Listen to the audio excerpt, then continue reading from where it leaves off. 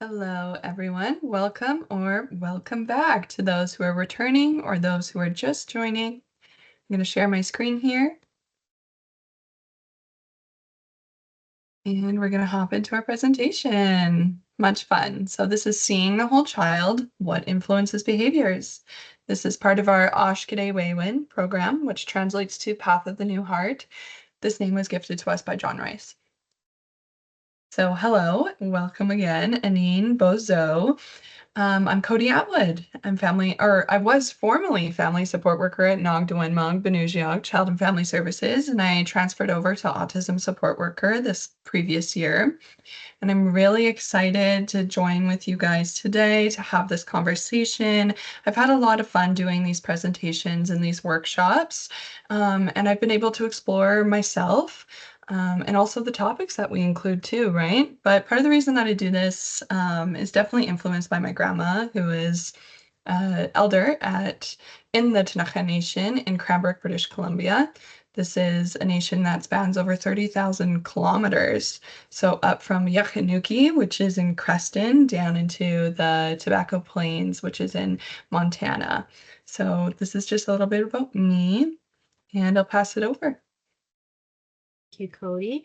Hello, everyone. My name is Karina Safi. I'm a behavioral consultant. I'm working with Mackenzie Health Hospital, specifically CBHS, which stands for Behavioral Department, Center for Behavioral Science of Mackenzie Health. I'm working with Mackenzie Health for 4 years, and for this project, Dnaagdawenmag, I just joined it in November, so I'm fairly new. And as always, I'm very happy and excited and honored to be part of it. Thank you. Gretch, and you see Lori here as well. If you guys ever join a live session, you'll be able to meet her, speak with her, but today she is not with us while we record. We'll skip over housekeeping today. So agenda, we're going to go into our opening, which includes our smudge and our song. We're going to look at some models. So we're going to look at the biopsychosocial model alongside the medicine wheel framework, which if you've been to any of our presentations before, then you might be familiar with this concept. We're then going to go into the elder teaching, which is provided by Marianne Spencer, who will be joining us via video. And then we'll go into the clan systems and what do the clan systems look like? How does it shape responsibilities and tasks? And then after that, we'll finish up and we'll wrap up.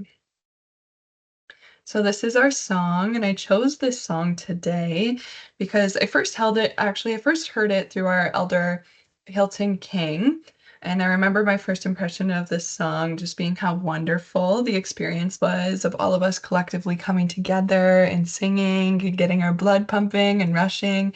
It really is a very exciting song, but it also speaks on the teaching actually behind it is specifically to do with our waters, and it is a water song.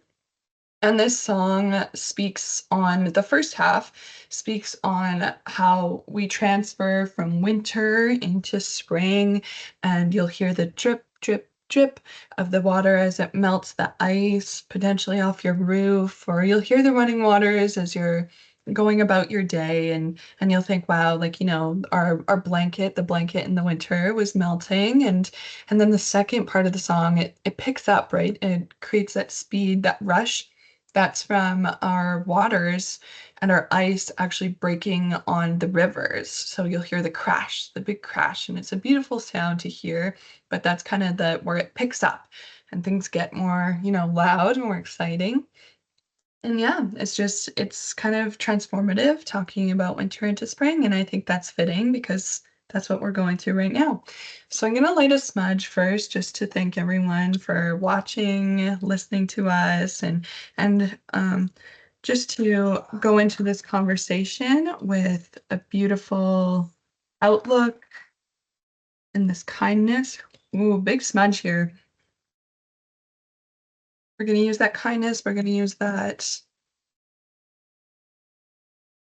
beautiful message that we're able to share together today is just that we're here together, that we're, here thinking and learning. And I'm going to smell these medicines. I'm going to think good thoughts. I'm going to use and smudge my mouth actually because I want the words that I say today to be used with intention. I'm going to smudge my heart. I like to get my hair as well. Give you guys a virtual smudge through the screen. I hope you feel it. Just got some sage in here today and some sweetgrass. I do love my sweetgrass and it smells so beautiful. This is my drum. Actually, just moisturized her before hopping on today. Okay. And as always, we do our 4 honor beats. But first, I have to stop sharing so I can fix my mic so you guys can hear me and hear my beautiful drum.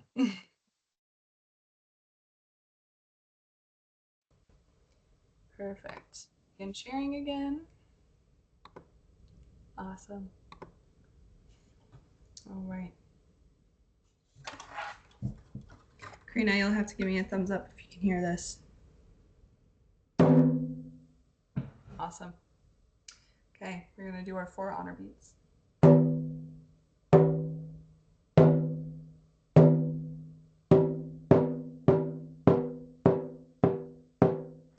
Wichita, do ya, Wichita, do ya, hey. Wichita, do ya, Wichita, do ya, hey. Washatanaya, hey ya, hey ya. Washatanaya, hey ya, hey. Washatanaya, hey ya, hey ya. Washatanaya, hey ya, hey. Wichita, do ya, Wichita, do ya, hey. Wichita, do ya, Wichita, do ya, hey. Washatanaya, hey ya, hey ya. Washatanaya, hey ya, hey. Washatanaya, hey ya, hey ya. Washatanaya, hey ya, hey. Wichita, do ya, Wichita, do ya, hey. Wichita, do ya, Wichita, do ya, hey. Washatanaya, hey ya, hey ya. Washatanaya, hey ya, hey. Washatanaya, hey ya, hey ya. Washatanaya, hey ya, hey. Wichita, do ya, Wichita, do ya, hey. Wichita, do ya, Wichita, do ya, hey. Washatanaya, hey ya, hey ya. Washatanaya, hey ya, hey. Washatanaya, hey ya, hey ya. Washatanaya, hey ya, hey. Yeah. Very nice. That's so much fun, always. I do love that song. I was just singing it yesterday with a little one, and we had a lot of fun doing it. So I suggest that you guys try your hand at it too. I'll start sharing again here after I fix my mic. Perfect. All right, on we go. So I just wanted to give everyone a PSA. Throughout this presentation, we're going to be using differing terms to describe individuals who experience the world in unique ways. As John likes to say, shiny people, or we often use the term gift of being different. We also use autism, ASD, neurodivergent. All of these are valued and we aim to honor the diverse perspectives that they reflect. And on this note, I mentioned earlier, we're going to be using the biopsychosocial model. We're going to be referring to this as BPS, the BPS model, because it saves us time. Yeah.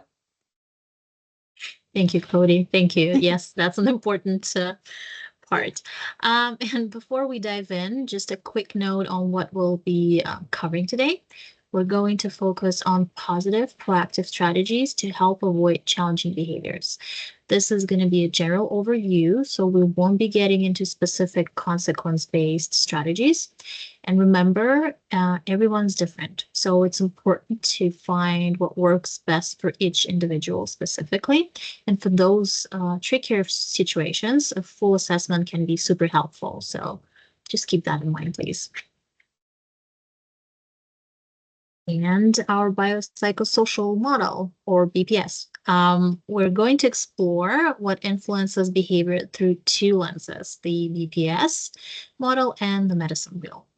You'll notice some similarities between the two models. Both emphasize the connection between our physical, mental, and social well-being. For example, the biological aspects of BPS model align with the psychological aspects of the medicine wheel, represented by the yellow color. Similarly, the psychological aspects match with the mental or mind section, and the social aspect corresponds to the emotional aspects of the medicine wheel. We'll touch on the BPS model next, but the medicine wheel and its holistic approach to well-being will be our main guide from here to the end of the presentation. Thank you. So BPS, or biopsychosocial model. This model systematically considers biological, psychological, and social factors and their complex interactions in understanding health, illness, and healthcare delivery. Briefly, ABA is a scientific approach that focuses on understanding and changing behavior. It's based on the principles that behavior is learned and can be influenced by environmental factors. The BPS model helps us to look at the whole picture, considering not just the external environment, but also internal factors like biology and psychology. I keep having this urge of pronouncing BPS as a full word. I should stop. This model is really helpful because it reminds us that behavior isn't just about what we see on the surface, and that's important to remember. There can be so many things going on, beneath the surface that are influencing how a person acts. By considering all of the factors, we can develop more effective and more individualized support strategies. On the next slide, we'll take a quick look at each of these factors in more detailed way. But remember, again, this is just a quick overview. The real magic happens when we start to connect these concepts to the medicine wheel and see how they can inform our understanding of behavior in a more holistic way. Okay, now let's dive into more details. And let's break down our BPS factors and see how they can show up in everyday behavior. Biological factors, genetics. Our genes can influence things like our temperament, how we respond to stress, and even our predisposition to certain conditions. For example, if we inherit a tendency towards anxiety, we might be more likely to engage in avoidant behaviors. Neurological differences. Variations in brain function can affect our sensory sensitivities, attention span, and emotional regulation. This can lead to behaviors like seeking out sensory input, difficulty focusing, or emotional outbursts. Physical health, which is still part of biological aspect of the model. When our bodies aren't feeling their best, it can show up in our behavior. Think about how irritable you might feel when you have a headache or haven't slept well. It's the echoing our previous workshop. Medical conditions like chronic pain or sleep disorders can significantly impact behavior, leading to increased irritability, fatigue, or difficulty concentrating. Hormones. Hormonal fluctuations can cause mood swings, impulsivity, and changes in energy levels, which can all affect how we behave in everyday life. Finally, for biological aspect, age. As we develop, our behavior changes in predictable ways. Think about the typical behavior of a toddler compared to a teenager. A big difference, right? Next, psychological factors. IQ. Person's intellectual abilities can influence their problem-solving skills and how they learn and adapt to new situations. This can affect their behavior in academic settings, social situations, and even how they manage daily tasks. Cognition, which is also part of psychological section. How we think and process information shapes our decision-making, communication style, and how we interpret the world around us, all of which influences our actions. Emotions. Our emotions drive our behavior in powerful ways. Strong emotions like anger or anxiety can lead to impulsive actions, while positive emotions, so-called positive emotions, can promote prosocial behaviors. Next, motivation. What motivates us influences our goals and the actions we take to achieve them. Lack of motivation can lead to disengagement and avoidant behavior. Beliefs. Our beliefs about ourselves and others can shape our behavior as well. For example, if someone believes they're incapable of success, they may be less likely to try new things or persist in the face of challenges. Coping skills. Effective coping skills help us manage stress and regulate emotions, leading to more adaptive behaviors. Poor coping skills can result in unhealthy behaviors like substance abuse or aggression. Next section of BPS is social factors.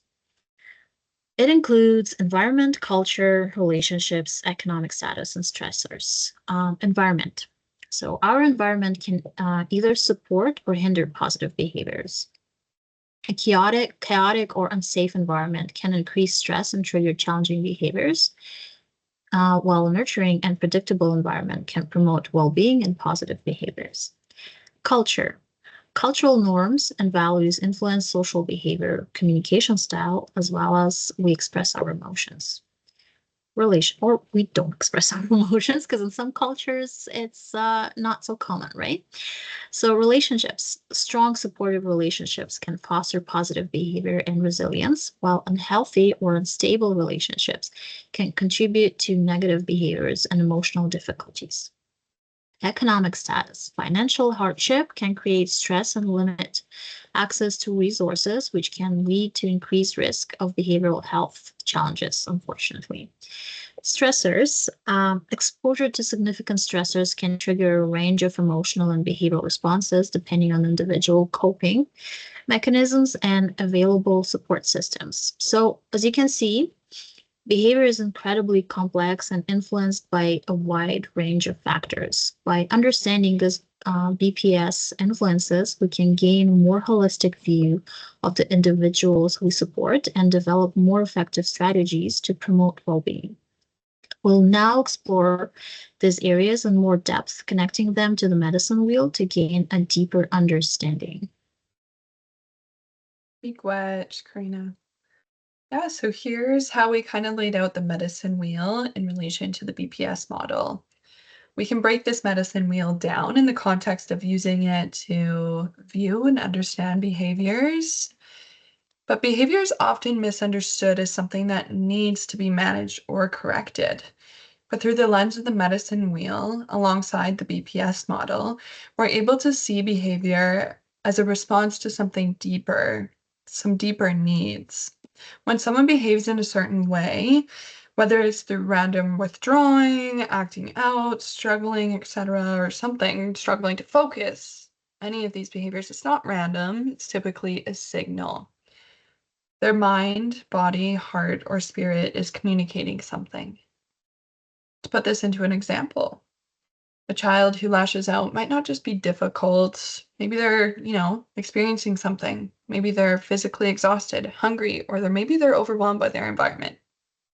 By viewing behavior this way, we shift from thinking, what's wrong with them, to what do they need? What will make them feel better? This perspective allows us to respond with understanding instead of judgment, creating spaces where people feel safe, supported, and valued.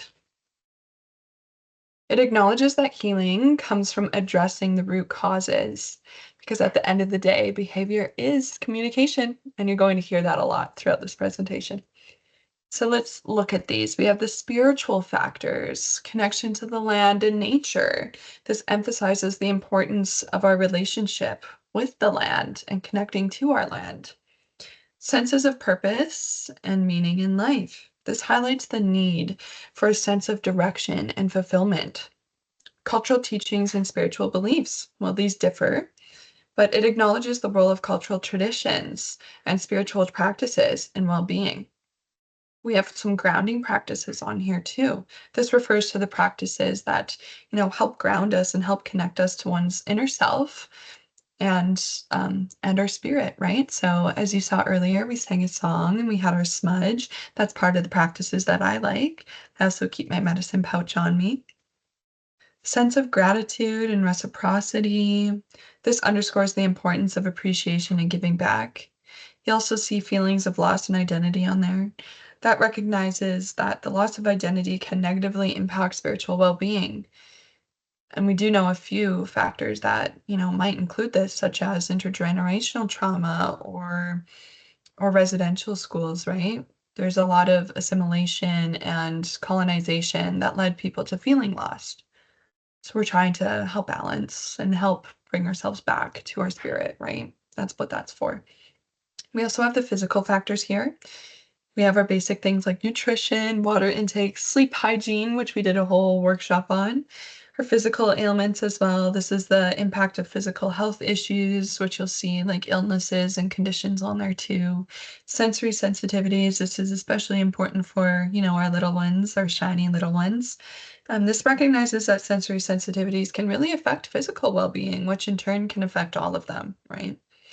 Medication changes, these are pretty big too. This recognizes that changes in medication can affect physical health, right? But it can also, like I said, everything in these factors and these aspects, if one is influenced, all of them are going to feel influenced, right? So if something changes specifically, maybe in your medication changes, that could also change your behavior for maybe your emotions, your mental, or your spiritual factors, right? So all of these kind of work in tandem together.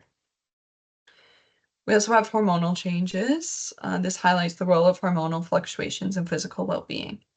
So we can move on to emotional factors now. So relationships and social connections. This is emphasizing the importance of healthy relationships and how that does, it does a number for our emotional health, right? Experiences of love, acceptance, or rejection. This highlights the impact of these experiences on emotional well-being, right? Grief. That's a big one. And this could be grief and losing a person, but also losing your routine, losing those expectations that you had, We're going to touch on this in a further workshop, but grief, it's not just the loss of someone. It could be the loss of something. It could be the loss of a relationship. It could be anything, right? But it can cause those emotions to arise. Capacity for empathy. This underscores the importance of understanding and sharing the feelings of others. And this changes throughout how you're feeling too. If you're taking on too much, maybe your capacity for empathy might be a little lower, or maybe you're going through something. Or maybe your child's really young and they haven't quite learned that concept yet. There's a lot of things that go into it. Feeling safe or unsafe, this also kind of ties into your environment too, like where you are, how you're feeling, how you're doing. Definitely feeling safe can promote um, more positive behaviors. Expression and understanding of emotion. This highlights the importance of being able to express and understand one's emotions. We have joy, fulfillment, and purpose. It recognizes that these positive emotions contribute to emotional well-being. And to move on to the mental factors, so this is also represented by the black section of the medicine wheel, which is also the West. Stress and anxiety. This acknowledges the impact of stress and anxiety on mental health. We're going to talk a lot about that today. Cognitive processing. This highlights the importance of healthy cognitive functioning. Trauma responses. This can be big.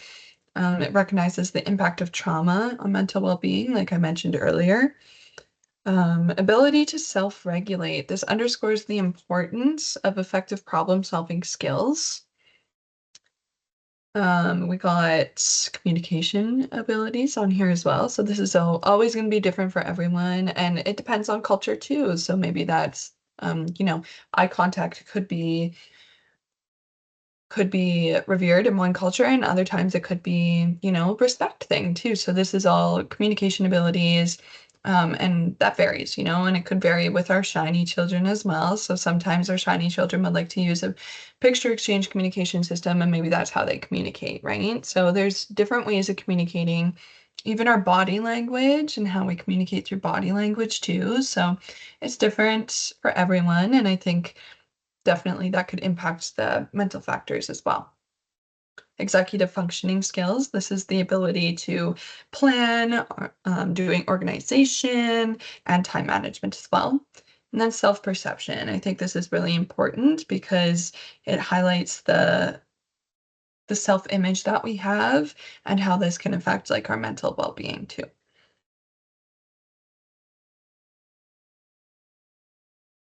Thank you, Cody. Now let's talk about each section in more details. So in medicine wheel, the east direction represents the rising sun, a new day, and the physical aspect of our being. Just like the sun provides the energy and vitality to the earth, our physical well-being fuels our ability to thrive. Common examples of physical influences on behavior might include constipation, which can cause discomfort, irritability, and difficulty with self-regulation, especially if you think about, again, our shiny kiddos, right? Or individuals in general who maybe have difficulties using words to express their wants and needs, right? So that's when you can see more of the behaviors, because there's a discomfort that they want to signal that they experience, but they might not have common ways like to use, to use words, for example. So another example can be lack of sleep. It can affect mood, attention, energy levels, or sudden change in mood related to illness or medication side effects, right?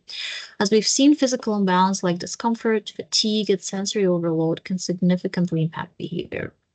The medicine wheel reminds us that this imbalances disrupt the harmony within the physical body and its connection to the natural world.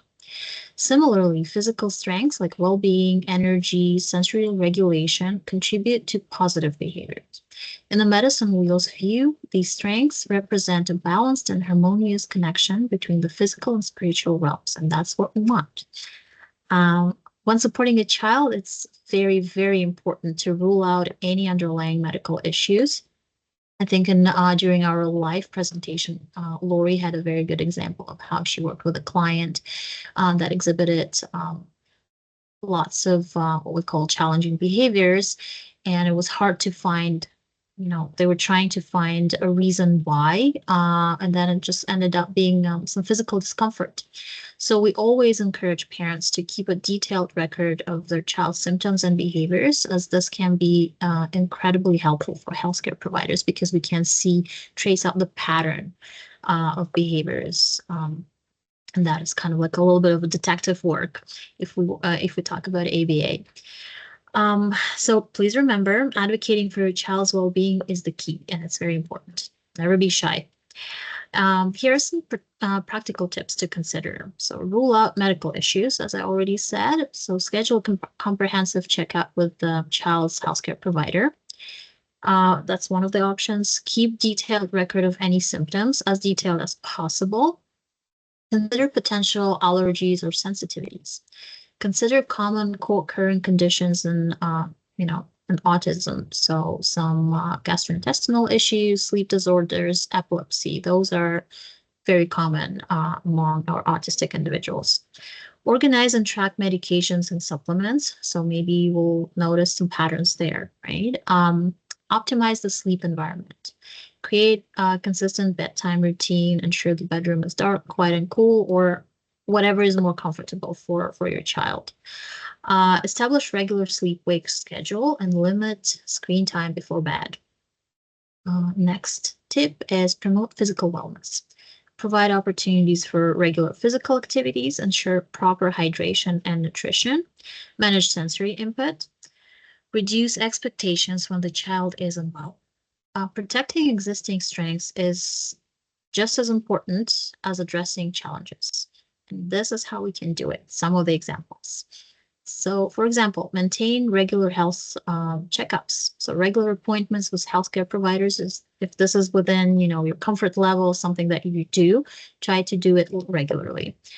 And that includes dentists and other specialists that might be required for a specific individual. Next, support healthy habits. So healthy diet, physical activity, consistent sleep routine again, sensory awareness, safe environment in general. By honoring the physical aspect of the medicine wheel, we recognize the profound connection between our bodies, minds, and spirits. When we nurture our physical well being, we create a strong foundation for emotional, mental, and spiritual health. This holistic approach is essential for understanding and supporting individuals in a truly meaningful way. And now I'll pass it to back to Cody. What? Thank you, Karina. Yeah, today we're now going to look at the mental factors. So this is the West portion of the medicine wheel, which can also be related to the psychological on the BPS model. Both address cognitive processes, learning styles, and problem-solving abilities. So yeah, the West direction of the medicine wheel represents the mind and our capacity for learning, problem-solving, and critical thinking. Imbalances in this dimension can manifest as difficulties with learning, problem solving, and cognitive flexibility, which can contribute to challenging behaviors. So, the general influence on behavior, cognitive distortions, negative or irrational thought patterns. So, this could be catastrophizing, overgeneralizing, and this can lead to anxiety, depression, and maladaptive behaviors. Skill deficits. So this is lacking the necessary skills for a given task or situation. This could be in academics, social, or practical. This leads to feelings of inadequacy or frustration, and this in turn can cause avoidance of the task or acting out in an attempt to mask the deficit or giving up entirely, which we don't want, right? The inability to effectively process information or express oneself due to skill deficits results in miscommunication a lot of the time, and a lack of understanding, which increases the likelihood of conflict and negative interactions. Poor problem-solving skills. This is a difficulty identifying and solving problems effectively, which can lead to feelings of helplessness, frustration, and increased stress. I know that when I don't get something perfect on the first try, I get so anxious, right? So I could only imagine, having those difficulties, right? And how that could increase stress for them. Lack of focus and concentration. Difficulty concentrating can impair performance in school, in work, and in daily life, which leads to frustration and errors, which is also sometimes why I carry my fidgets on me because it helps me moving my hands and being able to focus. Um, Rigid thinking. This is inflexibility in thinking, and it can make it difficult to adapt to new situations, learn from mistakes, and consider different perspectives. So there are strengths, as in anything, there's, a 50-50, a flip side, right? So there's strengths in this too. So this is what you can look out for in strengths. Cognitive flexibility. This is the ability to adapt to changing situations, consider different perspectives, and learn from mistakes, which helps promote resilience and problem solving. Again, problem solving skills. If we have strong skills, that means we're able to effectively identify, analyze, and solve problems, which leads to increased confidence and a sense of control, right? Good focus and good concentration, which it's hard to maintain, right?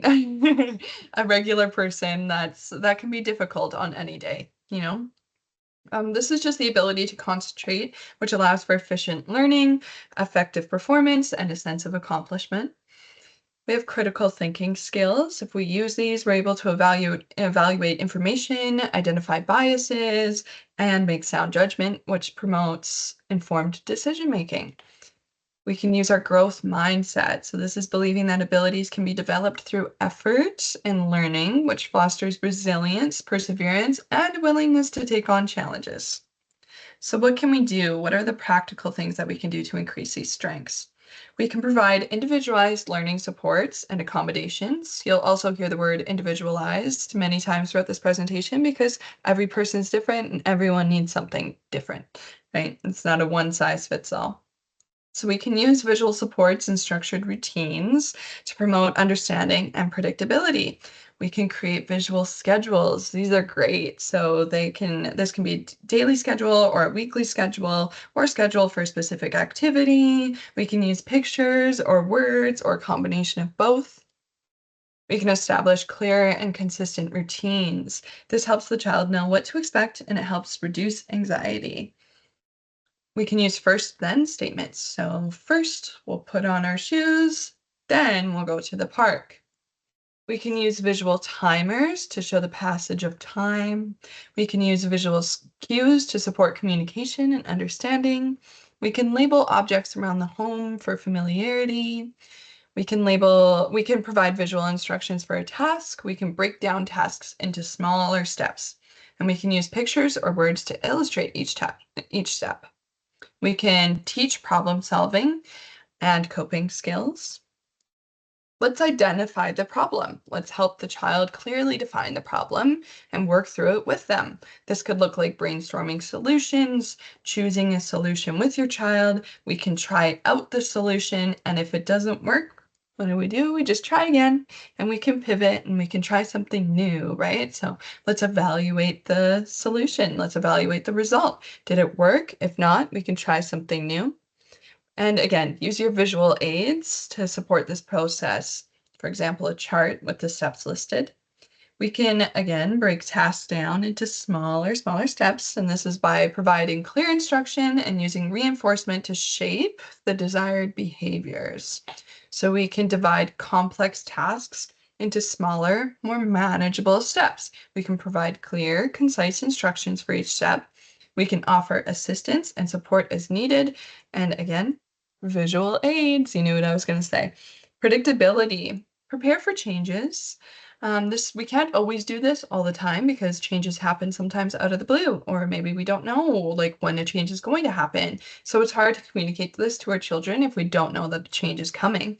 But for changes that we do know are coming or transitions that are happening, we can let them know well in advance, and we can prepare them by using social stories as well. So what do we protect in this one? We protect those learning opportunities. This is opportunities for learning and exploration that are tailored to the children's interests and needs. We can provide those opportunities. Let's protect those cognitive strengths. We can identify and nurture the child's cognitive strengths, such as memory, attention to detail, or visual spatial skills. I watched a child the other day not even know how to play one particular game. It was dominoes, I think, and he immediately picked it up within like seconds of seeing it happen, right? Using that visual and showing him, and he was on top of it, his pattern recognition skills, right? So that's something that I immediately noticed was how quick of a learner he is, especially when it comes to things that are visual, that he can see, that he can, make sense of in his mind. So it's being able to find those strengths, so let's find those strengths and let's praise them for it too. Let's let them know that they're doing a good job. We can continue to teach and reinforce problem-solving strategies, like playing those tricky games, right? That could be a way to do it. Sense of accomplishment, we can provide opportunities for the child to experience success and feel a sense of accomplishment. Curiosity and exploration. Let's encourage the child's natural curiosity and desire to explore and learn. So then we're going to move on. Pass it over to Karina again. Go ahead. Thank you. Thank you. So the next section we're going to talk about is emotional, which is Sal's section of the medicine wheel, or the psychological element of BPS. So these sections emphasize the overlap in addressing emotional regulation, mental health, and coping mechanisms. The Sal's direction of the medicine wheel represents the emotional heart and our capacity for love, compassion, and connection. Imbalances in this dimension can manifest as anxiety, emotional dysregulation, and social communication challenges, which can contribute to challenging behaviors as well. So what are the general influences of imbalance on behavior in this section? Emotional dysregulation. So difficulties managing emotions, for example, like anger, sadness, anxiety, can lead to outbursts, withdrawals, and impulsive actions, and difficulty coping with stress. Unresolved trauma. Past traumatic experiences can have a lasting impact on emotional well-being, leading to anxiety, fear, hypervigilance, and difficulty forming relationships. Low self-esteem. Negative self-perception can contribute to insecurity, anxiety, depression, and difficulty asserting oneself. For social skills, difficulty navigating social interactions can lead to misunderstanding, conflicts, isolation, and frustration.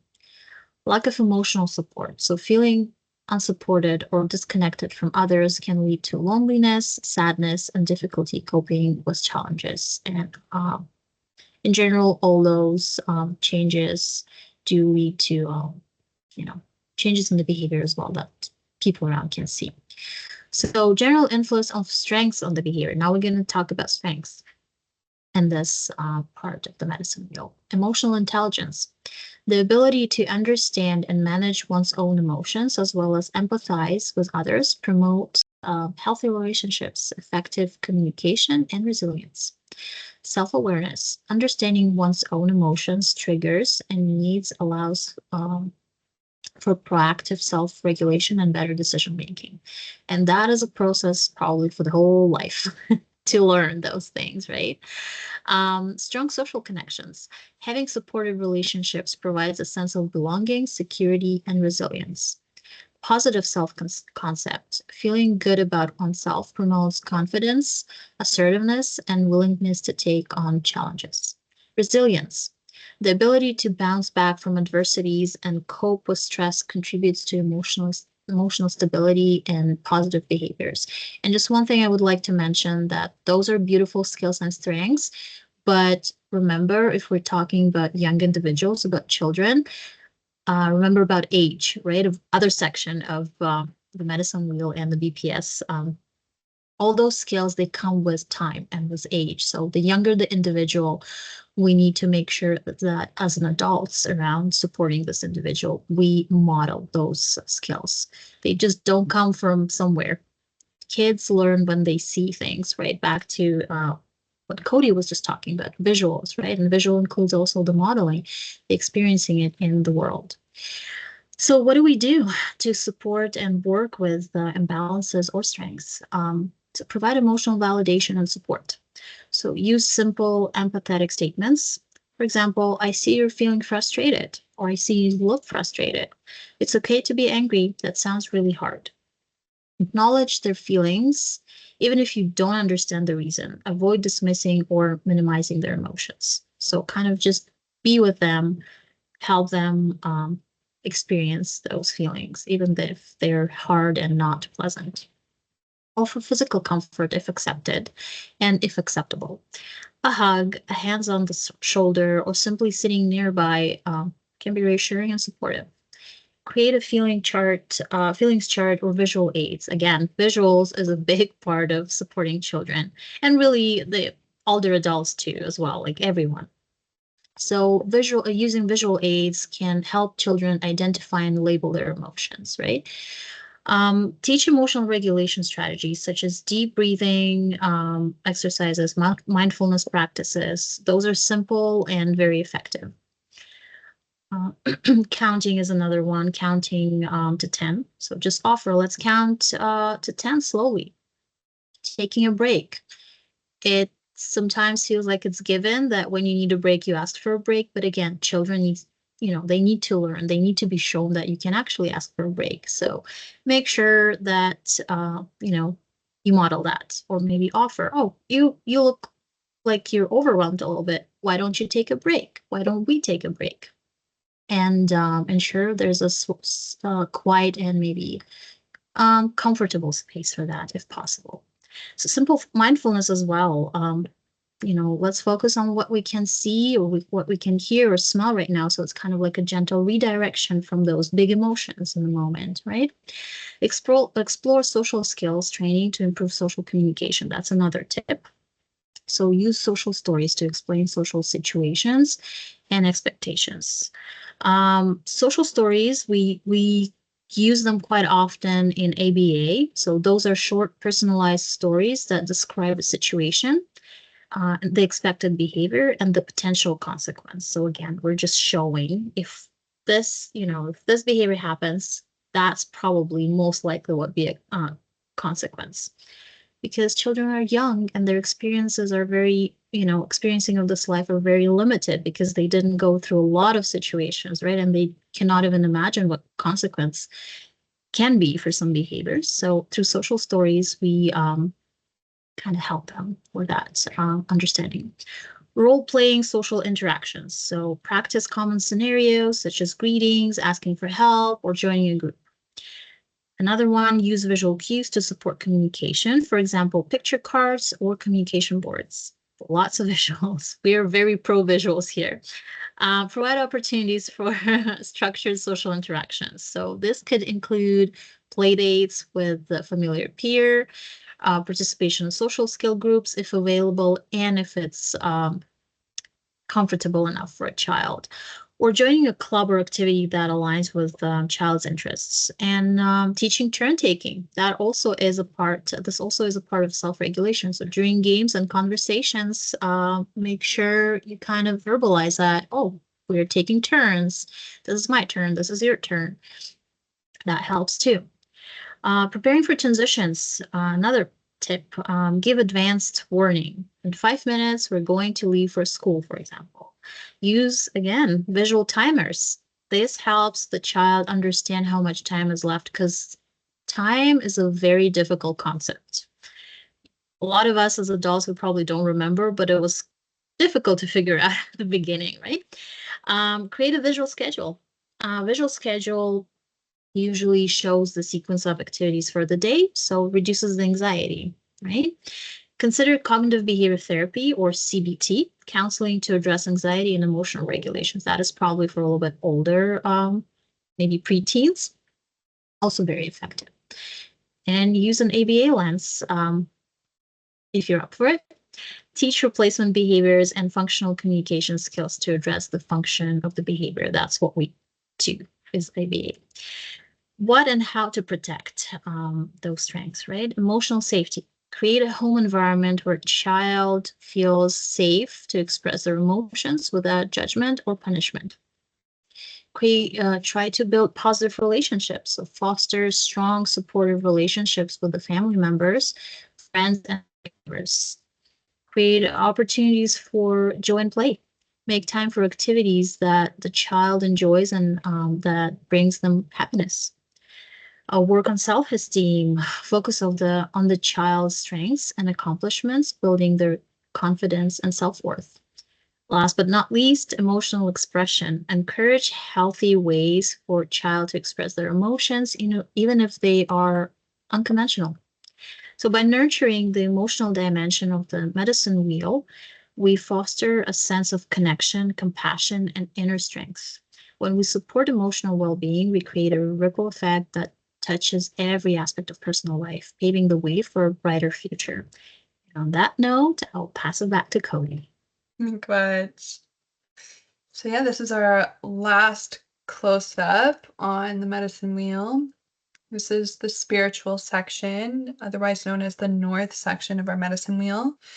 This isn't a perfect one-to-one mapping, but it can be closely or loosely related to the social factor on the EPS model, because both kind of focus on social supports, cultural connections, and community involvement. But something that the spiritual factor has is that we also focus on connection, purpose, and belonging. So this is like just going a step deeper, I suppose. The north direction of the medicine wheel represents the spiritual dimension and our connection to something greater than ourselves. This could be anything. It could be culture, community, or a sense of purpose.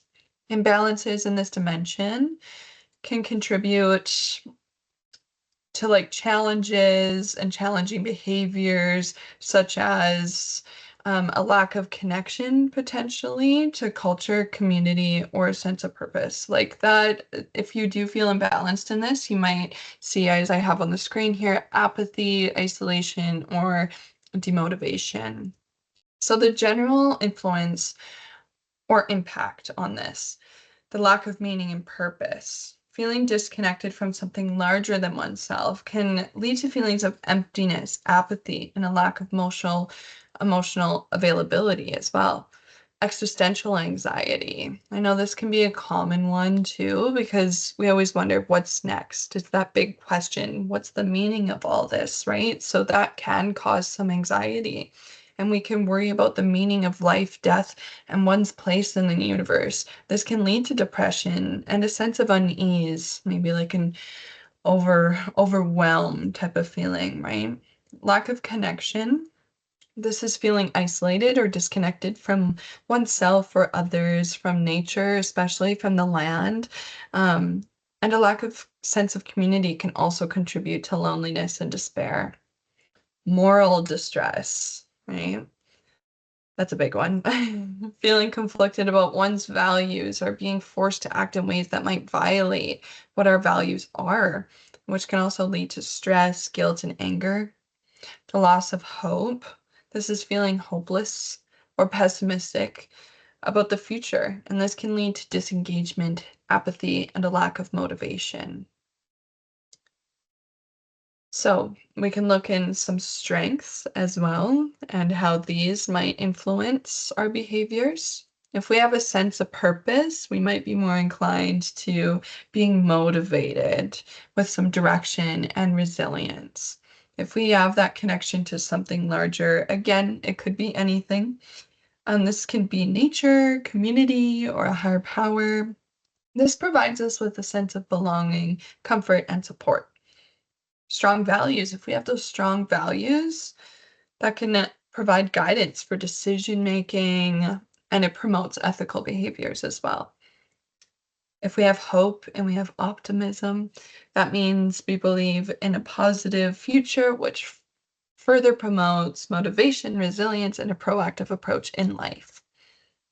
If we have that inner peace, which it's something we're all striving for. Hopefully, we can all make it there one day, but it's something that's just a continuous process that we're attempting to do day in and day out. It's a choice that we have to make.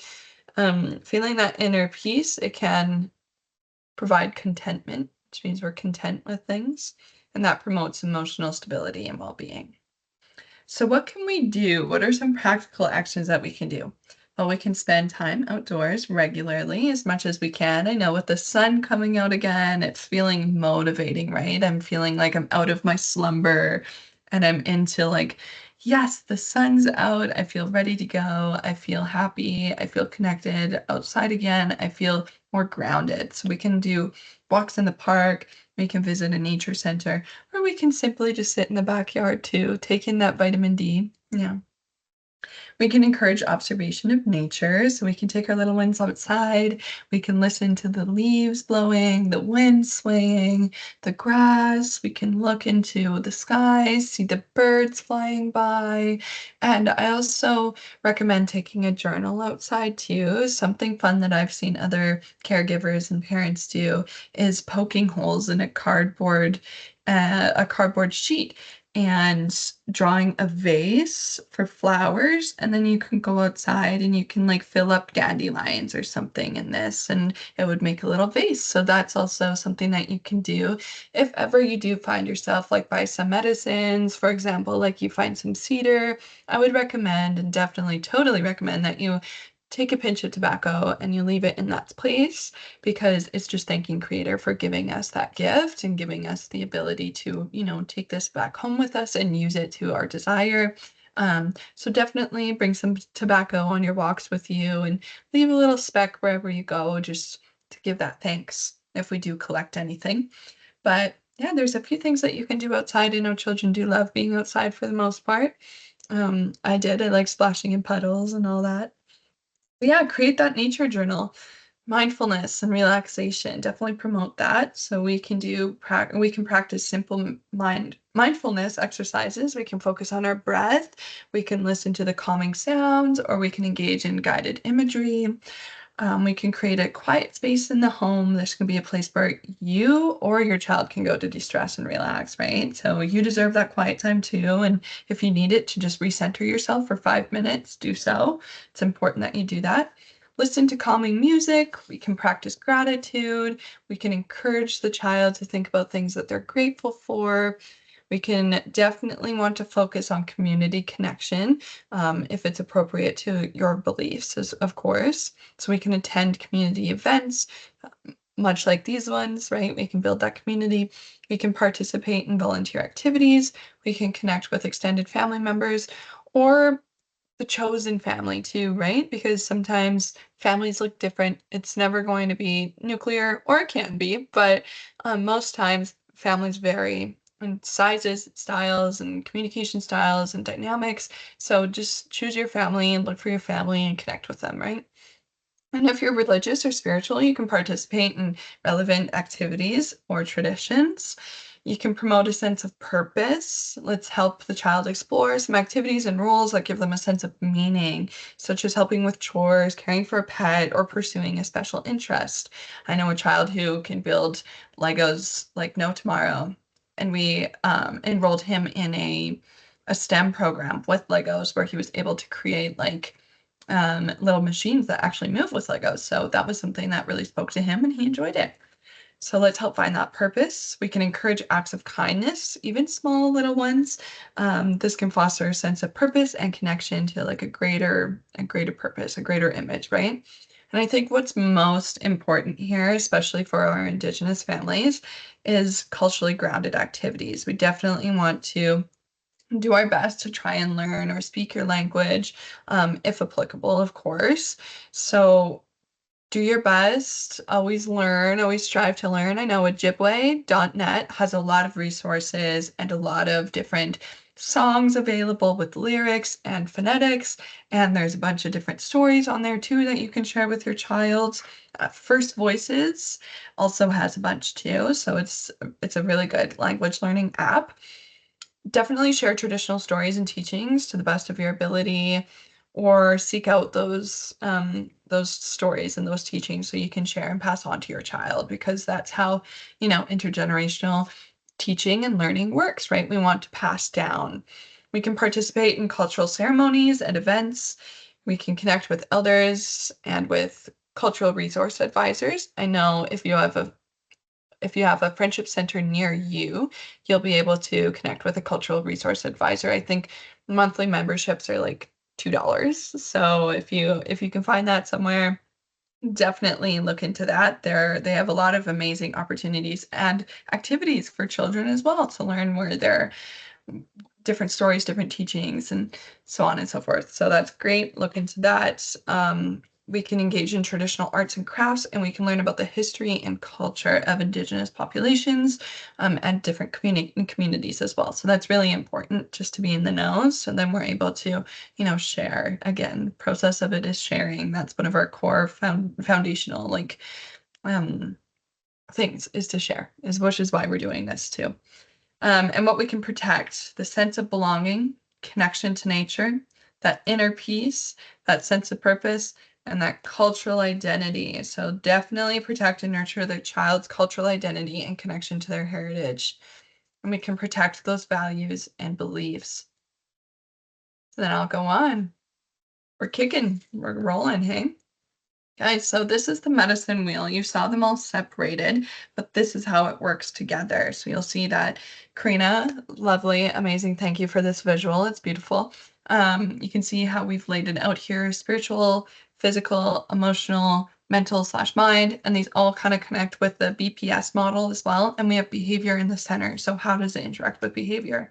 The medicine wheel provides a holistic way of understanding behavior, much like the BPS model, but from an Indigenous perspective. It recognizes that our physical, emotional, mental, and spiritual selves and well-being is interconnected. They work together. This is an aspect on how they influence and respond to the world. So we can look at that. These four factors are part of a greater whole, um, and are at the center of what we do and what we can focus on. So, just a reminder, no single aspect of a person exists in isolation. No single aspect. It all works together. These factors interact and influence one another. It shapes how we experience and respond to challenges. And when one part of our medicine wheel is out of balance, then it'll affect the whole. We use this model not only to provide a culturally rooted response to care, but also to acknowledge the full humanity of the individual that we support, as we can honor the many faces that are the many forces that are shaping their journey. So then that moves on here. Go ahead. I guess it's my slide. So why do we use the medicine wheel in this way? The medicine wheel, with its holistic view of well-being, offers a powerful framework for understanding human behavior. By combining indigenous knowledge with Western approach like AA or applied behavioral science, we gain a deeper understanding of the complex interplay of factors that influence child's action. Everyone's action, actually. This two-eyed seeing approach allows us to see the whole child, not just the challenging behaviors, which is very important because, yeah, behavior should not define the whole individual, right? And the way they exist in this world. Why the holistic approach? Imagine a child struggling to focus in school, often getting out of their seat and disrupting the class. Through a traditional lens, we might label this child as disruptive or attention-seeking or, rude. But what if we look deeper? Perhaps this child is dealing with undiagnosed sensory sensitivities, making it difficult to sit still in a noisy classroom. Maybe they're experiencing anxiety due to challenges at home, or maybe, it makes hard for them to concentrate because of the anxiety. Right? Or perhaps they're disconnected from their culture and community, leading to a sense of isolation and frustration, which is also not pleasant experience. So by using the medicine wheel, we remember to consider all aspects of child's well-being, their physical health, emotional state, mental processes, and spiritual connections. It's like putting together a puzzle, searching for those missing pieces, and it can help us understand the bigger picture. So let's see on this slide. Let's see the analysis of that, right? On the first box, I'm going to talk about underlying factors and setting events. So how to look in a holistic way into whatever behavioral issue we're working. So first, underlying factors and setting events. Think of it like detective work, as I have mentioned before. We're looking for cues and clues in all areas of a child's life. Are they tired? Are they hungry? Maybe overwhelmed by sensory input?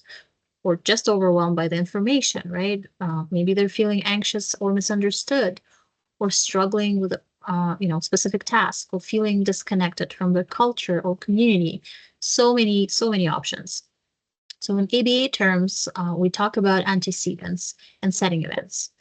The things that happen before a behavior that make it more or less likely to occur. The medicine wheel gives us a broader framework for understanding these antecedents, considering factors that might not always be immediately obvious. So next, we'll need to look into individualized supports. We said that so many times, and we're going to continue saying that every child is unique, every individual is unique, and their experiences are unique as well. A one-size-fits-all approach to behavior just does not exist. This holistic approach allows us to create truly individualized plans that address the specific needs of each individual, each child.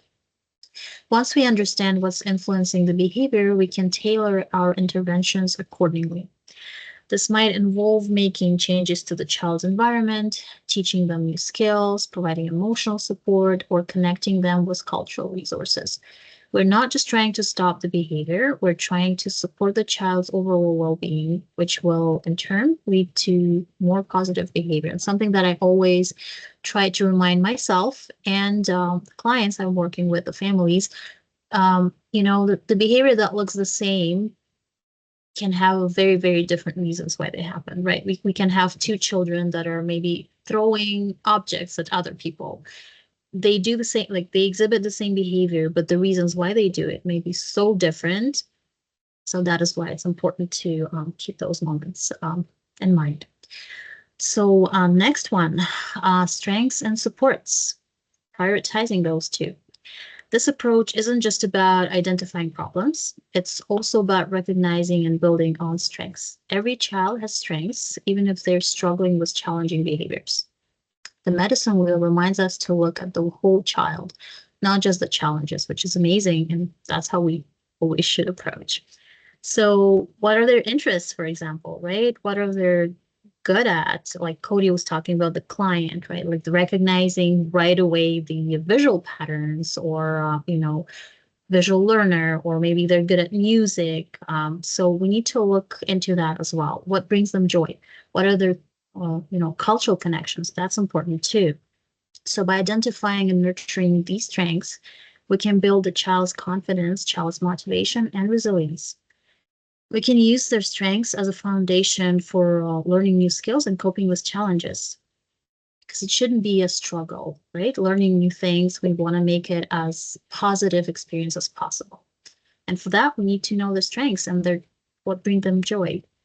The strengths-based perspective is a core principle of both indigenous ways of knowing and positive behavior support within ABA.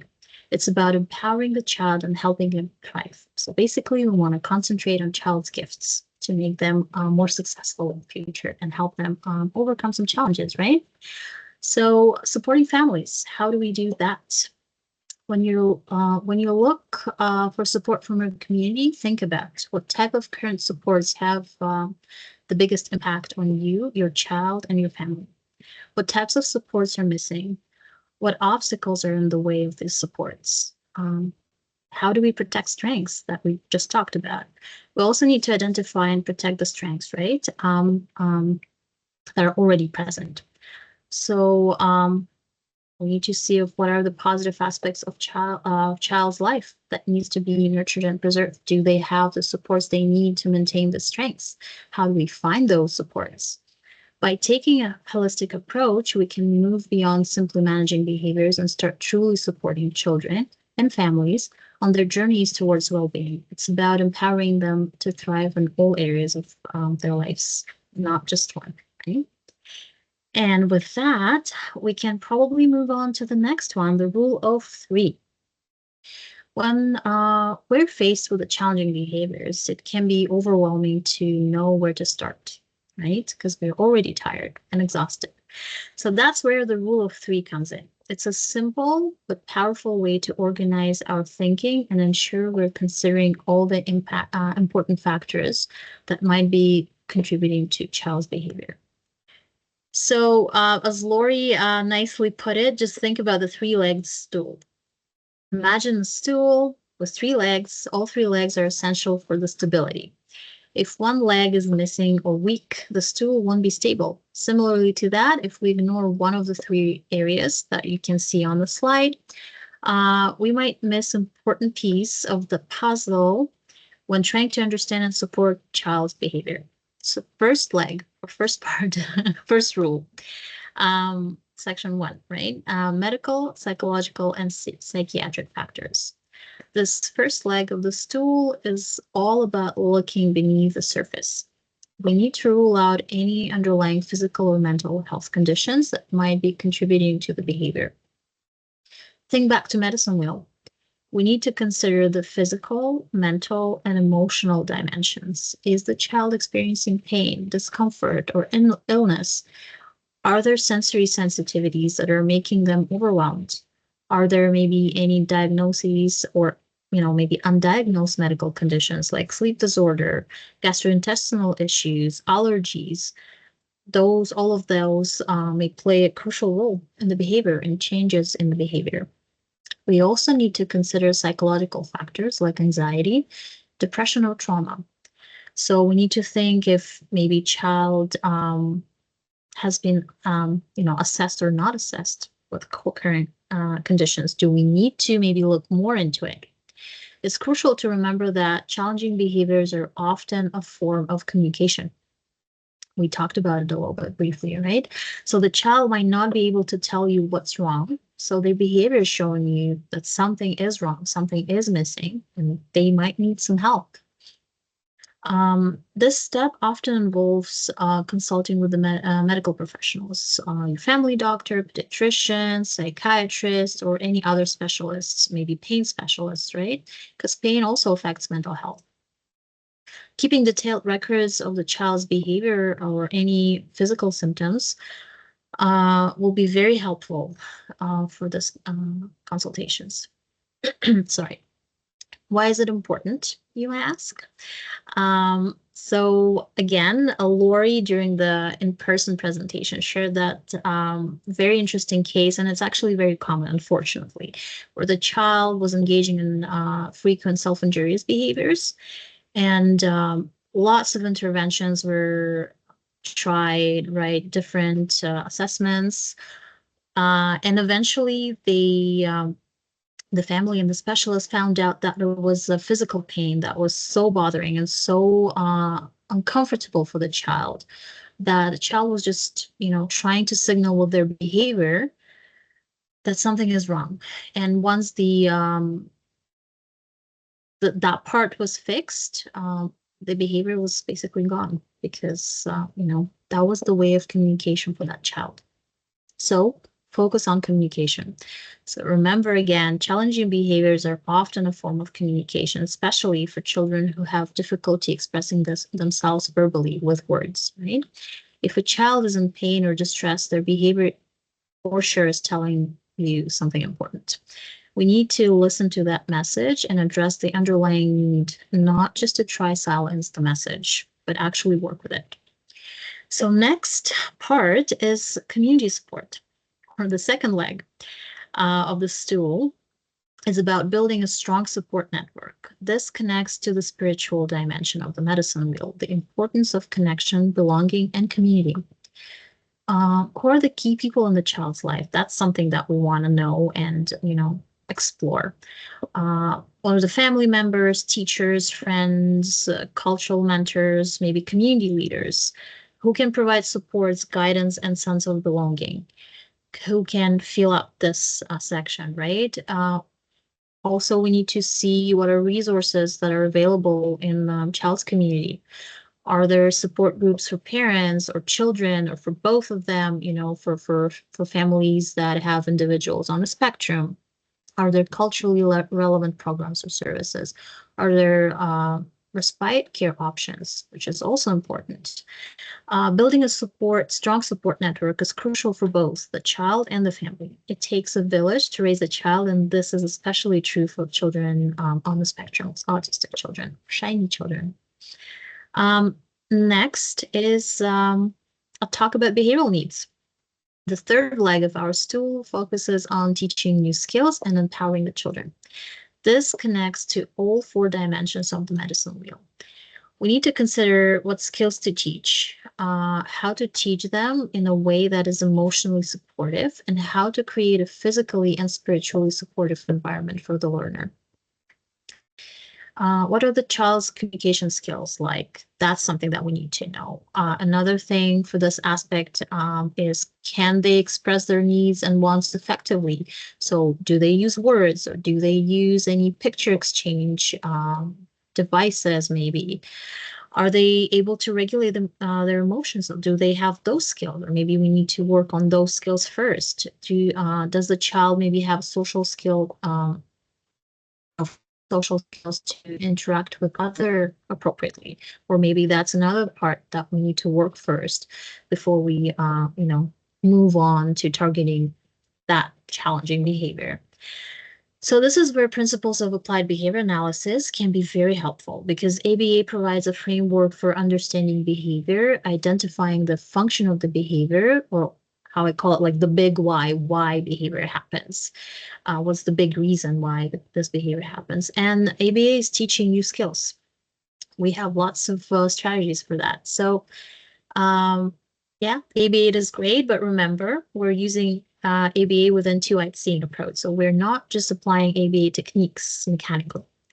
We're integrating them with an understanding of the child's cultural background, their individual strengths, and their overall well-being. So again, that's where it comes to individual, right? Individual approach. So we need to see the child as a whole to tailor those A/B strategies for the child. So the goal is not just to eliminate challenging behavior, but to empower the child with the skills they might need to thrive. And our ultimate goal is never to simply suppress challenging behavior. That is very important to keep in mind. Our goal is to understand them, to identify the root causes, and to support the child's overall well being. By using the rule of three and the medicine wheel as our guides, we can create a holistic and individualized approach that empowers children and families to thrive. And with so much talking, I'll pass it back to Cody. Oh, miigwech. Yeah, I was just gonna say, phew. So we got through the heavy portion and there was a lot of information. So if you need to hit pause on this right here, do so and come back. But I'm gonna be talking about the clan system, the Dnaagdawenmag. So why do I bring this up? Well, I bring up the clan system in this workshop specifically because it has long served as a framework for responsibilities within Indigenous communities. It provides structure, belonging, and a sense of purpose, values that can also be nurtured in our homes. Shiny children were admired and viewed as real gifts within historic contexts and Indigenous communities. They often were revered as these people who could think outside the box, who had a very close connection with Creator, and that connection never really closed, even as they grew into their adulthood because of their special difference. They have that gift, right? So that's how they were viewed in historic context, and that's kind of part of what we want to get back to today. That's what we're doing here, right? We want to focus on their strengths. So, how can we, you know, bring structures like the clan system into little ways that we can do it in the home? Well, first I want to walk you through what each one means, and then we'll do some kind of exercises as what that would look like in the home. So first we have the loon totem. So this is known as the inside chief, as it's responsible for settling disputes within its community. It's related to the humility. That's one of the grandfather teachings.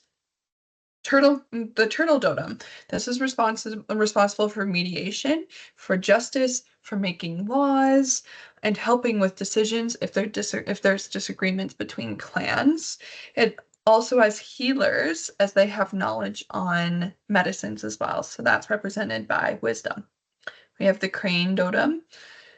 This is known as the outside chief. It's responsible for negotiation with people from other communities. So that's nation to nation, and they're represented by respect. Then we have the eagle totem, which is also known as the bird clan. They're known to be close to creator, and they're keepers of the knowledge and responsible for teaching. So you'll often find them in like education type of degrees, or looking into spreading that community knowledge and planting that seed. The deer clan, or also known as the hoof totem. Um, They're known for their kindness, their sweetness, their gentle and soft-spoken nature. They're responsible for the social aspects of community building, including ceremonies and celebrations, but you'll often find them in degrees such as social work or social services because they're very, they're good at making that connection. They're good at building relationships. They're very good at that. The Martin clan, these are warriors and builders within their community, as well as hunters and providers. They're known as master strategists in planning the defense of their people, and they're represented by bravery. And then we have the bear totem, or the Makwa totem. So this is responsible for protecting its people to ensure the safety of the gentler clans inside the community. They're also the medicine people, as they know the healing ways of plants available to them, and they go by one of our duties, which is to live the good life, or that's what we aspire to do, is to live the good life. So they're represented by health. You'll see them in health positions. And they're those healers, right? So what we can do, we can assign responsibilities to children, even small ones, which can help them feel capable and valued. These tasks do not need to be demanding. They can align with their age and their abilities, such as putting away laundry or feeding a pet. However, I know those don't sound very interesting, and it's hard when, you're a child and you're like, Mom, but I'm comfortable. I'm here sitting the TV. I'm watching the TV. I don't want to get up. I don't want to do these things. Well, how can we frame them in a way that's going to be more interesting? So we can frame them in a fun way that makes them feel important. So instead of just sweeping the floor, we can frame it as we're sweeping the floor because we're making a clear path for those who walk through our home. So like let's add importance to it and let's make them the keepers of the broom, you know? What can we do that makes it fun and exciting? And also that reinforcement after always that might incentivize the task. But I came across a quote that resonated pretty deeply, and I think it fits for this section. So, yeah, if we tell children Santa is real, they'll believe us. If we tell children the tooth fairy is real, oh, they'll believe us. If we tell children that they're messy, that they're loud, that they're needy, that they're stressful, they have no reason but to believe us. But if we tell children that they're strong, that they're powerful, that they're smart, that they're kind-hearted, that they're funny, just imagine how much they can believe in themselves. So the way that we speak to children shapes and influences their self-perception. Our words and actions influence how they see themselves in the world around them.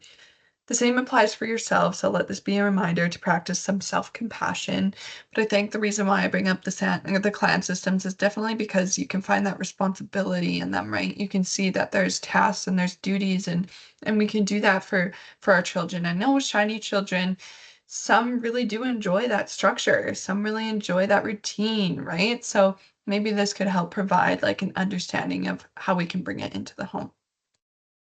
So the creation story, that's another way. Creation stories remind us that life is a sacred gift, and the gift that comes with life is responsibility to ourselves, to others, and to the world around us. These stories vary across regions and nations, yet they share common themes, teaching us about reciprocity and how everything we do has an impact.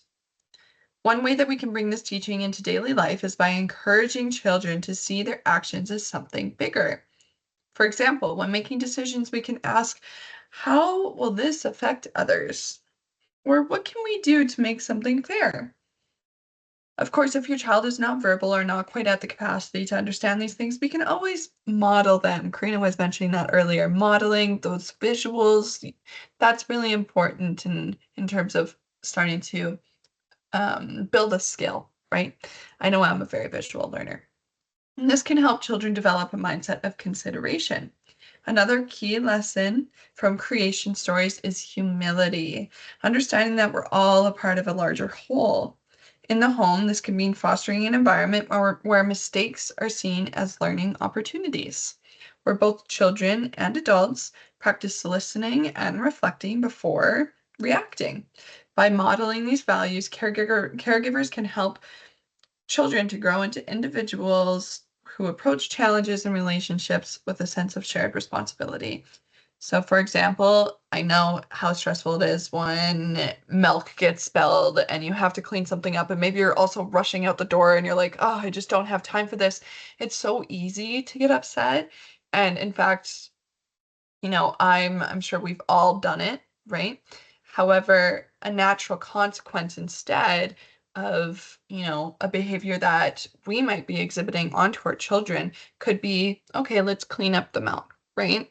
We want to foster children who know how to problem solve, who know how to take care of mistakes when they happen, and who don't feel that anxiety that if a mistake does happen, they don't have the coping mechanisms to be able to get through it, right? So let's definitely promote and protect those coping mechanisms. So that brings us to our much awaited for video from Marianne Spencer, and this is on nurturing children. So we're going to play this from 3 minutes to 15 minutes. But if you email us at the end, I'm sure we can get you access to the whole thing. So I'm just going to stop sharing for one moment while I set this up for you guys.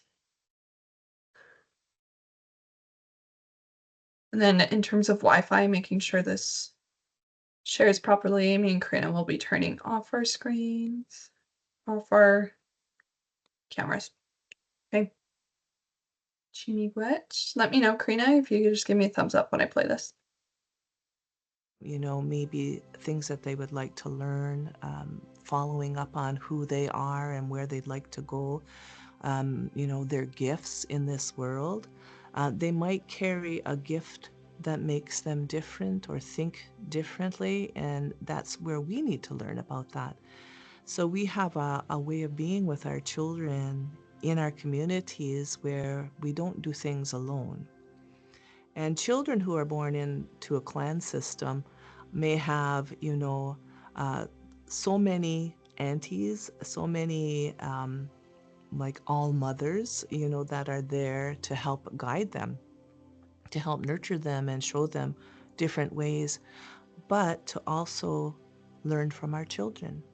And when we learn from our children, we have to put ourselves in a different place, a different way of being more spiritually in tune, more listening with a heart, more understanding that there are things that we have forgotten from the impacts of colonization that our children are teaching us, all children, our special children, our children that are coming in and who are bringing gifts in all different areas that will promote and continue our lives in a good way as Indigenous people. So when our children are, coming into this world and we're observing them, there may be children that need more of something. We don't know. But we go to them and we help and we ask them to help us understand their needs, to guide us. And that's why we don't do things alone. That's why we have so many individuals in our community that help. And we have these societies that can reach out into a spiritual realm or a spiritual way that can help guide us to understanding more of what a child needs. So it's always good if a child can speak to you in a way and say, mom or ista, I need, food. Okay, that's good.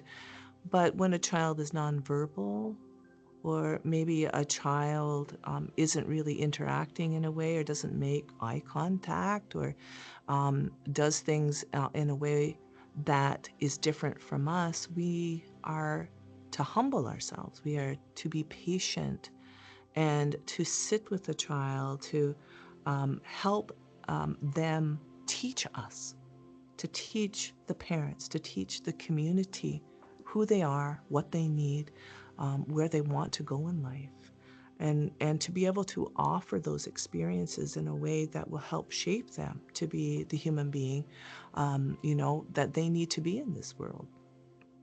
And I often feel like that reciprocity is missed a lot in the Western world, and our journey in the Western world is is very different for most people, most human beings, I would say, not just Indigenous ones. And I was often told, going to school, that you just have to do it. You just have to go to school, so just go do it. And I myself felt very inadequate and like I wasn't learning something, like I didn't learn the way that they were teaching me. So even for me, just to be able to go through that school system, and classrooms were little boxes, right? We go into this little box, then you go into the next little box, and pretty soon you go through all the little boxes, and then maybe you go to a big institution like a college or university. Only if you feel like you're supported and can do the work. But it wasn't until I finished school that I found that I have a different learning style. I just learn differently. And all of our kids do. Our kids just learn differently. And when you put kids out in the woods, the one thing that they do and that they all know how to do is to play with each other, to laugh.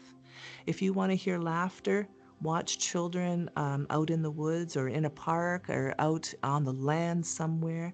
That laughter that they have is like music and medicine to us, the parents and the adults, because it's free. It's so it's so real, when they're out there and they're so happy and they're learning. They're learning who they are. They're learning to interact with each other.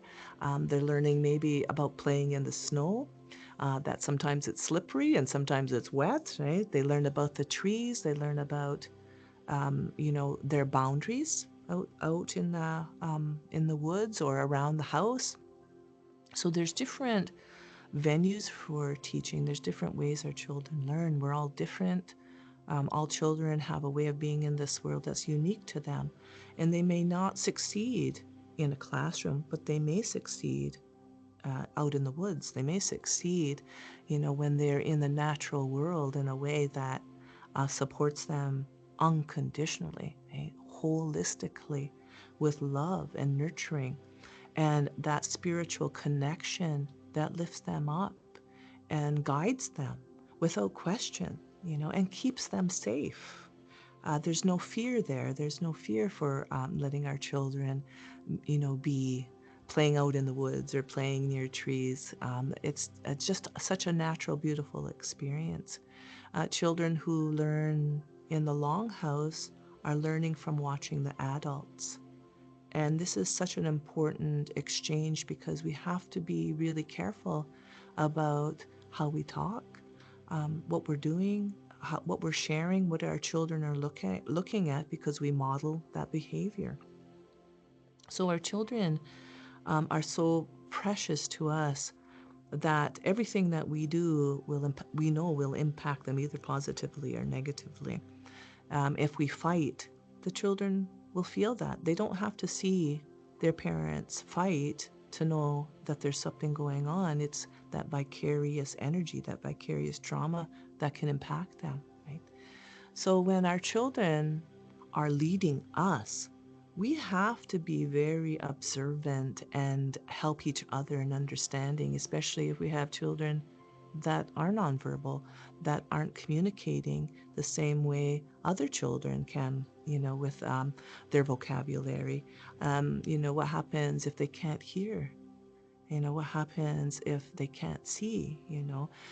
So we need each other to help with that communication, to understand it's a different language altogether that we have to learn, that we have to be able to nurture and continue to nurture throughout the development of that child. And it wouldn't just be up to the mother or the father to help learn that communication. The whole community, the whole family would be doing that because they love that child so much. They love all the children so much, that, they would understand that maybe this child just has a different need right now. And they are trying their best to help the adults learn what it is that they need. And it takes time, and it takes everybody. It takes that spiritual connection. It takes love and being surrounded by people who are patient and caring, and maybe are learning that those children learn differently. Those children need things that are different. Those children see the world differently, and may be way more complex than that we see the world. So the patience that's needed, right, once we learn from our children is so big, right? It's so big that patience is like, wow, we really need to just take a deep breath and think about what needs to be done next, right? We don't always just need to rush off to go to the grocery store. We don't have to rush off, and go to work all the time. Maybe we just need to have a moment to ourselves and to think about what we learned and how then will it play out. How will we give it back to our children in a way where they know that their needs are met, that they were heard, that they were acknowledged, that they were loved in a way that led them into a place of their own learning, of their own discovery, of their own relationship with this earth and with each other. I think the foundation for us is to really be present in their lives no matter what.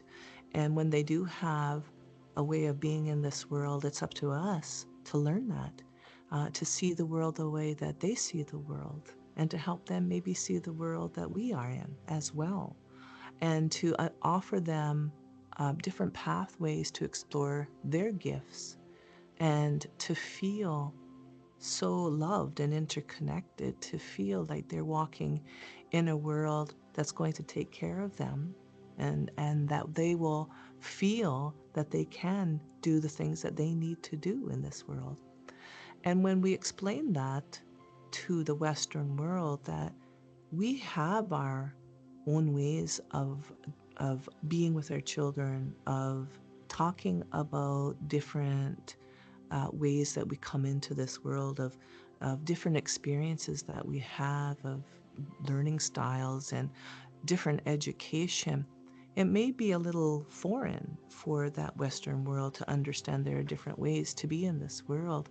But through, the relationship building and the support and the moving forward, we need each other to be helpful in that way, to also listen, to acknowledge the differences that are there, and maybe to build off of the support that can be offered by the Western world now to families who are Indigenous, who may not have, the understanding of who they are yet, of who maybe are still searching their identity, who may be looking for their clan system, who may be looking for their land, all these things that are happening all the while, working with a child who has special needs, a child who is different, who thinks different, who sees different, who is experiencing life different, but who is a gift that will continue to be in this world in a way that is helping the community. All right. I'm gonna stop sharing there. She's just amazing at, you know, putting that out for us and speaking those kind words that really helps us understand like what we're doing here. So we'll hop back in. We'll speed this up through the second half because I know that was a lot of information in the first. So the naming ceremony. Naming ceremonies do more than give a person a name. They also affirm identity, belonging, and purpose. You'll see here I put identity, belonging, self-perception, and meaning. So this is similar to how clan systems provide responsibility to community. Names can carry a responsibility to oneself and to others. A name carries meaning, which is often tied to the person's strengths. This process is about seeing the whole person. The words that we use and the names that we give to describe children shape their self-perception. When names and labels uplift, children are more likely to embody those strengths. When spoken to with care and mutual respect, they'll learn to see themselves the same way. So, what is the process of a naming ceremony, a traditional naming ceremony? Typically, parents, caregivers, or guardians will seek the guidance of an elder who has gifts in naming and gift them tobacco through a tobacco tie. The elder will then seek the name, typically through fasting, meditation, prayer, or dreaming.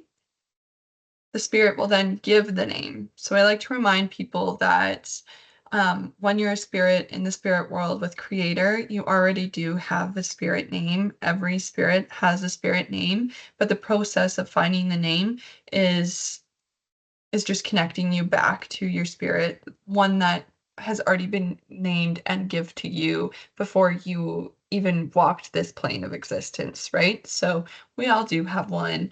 And it depends too, brings me to the next point. Um, Anyone can get their name at any time if you are an Indigenous heritage. So you may not have had one given to you at birth, but some people might find that they'll do it throughout childhood, or even typically some people who are connecting back to their culture might find it in adulthood as well. So anyone can get it at any time. The participants, So that's anyone who's close to the child or the family or who is a guiding presence in the child's life will gather in ceremony, and the name will then be announced to the 4 directions. And then the name is feasted. So you'll often find we'll have a spirit plate out. This can include strawberries and other things that the spirit can feast on. And that's usually on a birch plate. And yeah, that's kind of how it goes. And just reminding anyone can typically get their name in childhood, but then you can get it in adulthood as well. So there's really no limit on age when you can find it. So this is Anna. Meet Anna. Anna is a bright and creative Ojibwe 12-year-old who loves drawing, listening to music, collecting rocks, and sticking to her routines. She sounds like my type of girl. Her clan is Deer or the Hoof clan. She has the gift of being different, which also means that she experiences the world in her own unique way. Lately, she's been dealing with some growing pains, literally. Her wisdom teeth and changing hormones have made sleep and emotional regulation a bit tricky. Anna lives with her parents, her auntie, and her siblings, and while she enjoys familiar spaces, she sometimes finds social situations challenging. With the right support, Anna thrives in structured environments where she feels safe and understood. Then I'll pass it over to my friend Karina. Thank you. Yeah, on this next slide, you can see lots of information about Anna, and let's talk about how we can support Anna using the information from BPS model and from the medicine wheel. So again, as you can see here, if you read a little bit, what we have on the slide, Anna, you'll discover that Anna has gifts and strengths in every quadrant of the framework, and at the same time, there are parts that might require some supports. So for example, in Anna's mental or psychological quadrant, we can see that although there are some struggles with keeping it in balance sometimes during, sudden or quick changes, when she is in when structured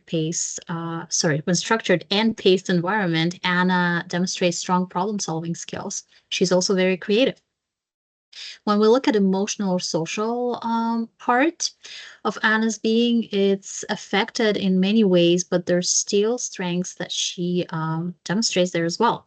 That strength is that she has a very strong emotional connection with her family. If we look at the biological or physical quadrant, we will also see that there's lots of factors and that might lead to Anna's maybe experiencing some imbalance. However, she has a great gift of being athletic and an energetic individual, which is, I'm jealous. Next, we're going to move to spiritual quadrant, and if we'll look there, we'll see how full it is, right? And it looks like Anna is already working on improving and balancing that area. She knows her clan name.